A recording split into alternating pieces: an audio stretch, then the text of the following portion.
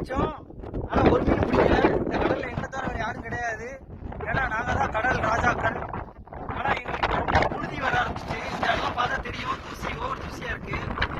அதனால இந்த இடத்த விட்டு நாங்க இப்ப கிளம்புறோம். ஏன்னா வந்து எங்களை புழுதி தாக்கிடுமோன்னு வந்து பாக்குறோம். புழுதி புயல் நீங்க பாத்துருக்க மாட்டீங்க. உங்களுக்கான புழுதி புயல் கட்டுறேன் பாருங்க. தெரியுதா?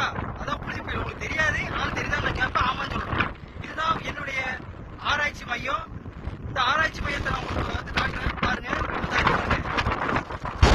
இது வழியா தான் வந்து எல்லா ஆராய்ச்சி பொருளும் வரும். எதுக்குன்னா மீனை எப்படி பிடிக்கணும், ஏன் பிடிக்கணும் நாங்கள் கண்டுபிடிப்போம். மீனை கண்டுபிடிச்சிருந்தா பாருங்க, இவரு தான் பெரிய குச்சா வச்சிருக்காரு பாருங்க. ஏன்னா இவர் சர்வீஸ் வந்து 10 அடி. அதனால அந்த 10 அடி குச்சி வச்சிருப்பாரு. இவர் இருக்காரு பாருங்க, மூஞ்ச பாருங்க பார்த்தீங்களா? ஏன்னா பெண்களுக்கு வந்து ஆகாதவர். இவர்கிட்ட இருக்குது 2 அடி தான், ஒண்ணுமே செய்ய முடியாது. அவர் கையில பாருங்க வாட்டர் கேன் பார்த்தீங்களா, ஜூஸ் அப்படி போட்டு கொடுத்துடுறாரு. ஆனா மீன் பிடிக்க மாட்டோம், ஜூஸ் போட்டு குடிச்சிட்டு போயிடுவோம். தேக்கு ரெட் பண்ணினா எங்ககிட்ட யாரும் வரக்கூடாது, நாங்கள் அபாயம். அதுக்காக ரெட் பண்ணி பாருங்க. அப்புறம் புழுதி பாருங்க, தெரியுதா உங்களுக்கு? அது புழுதி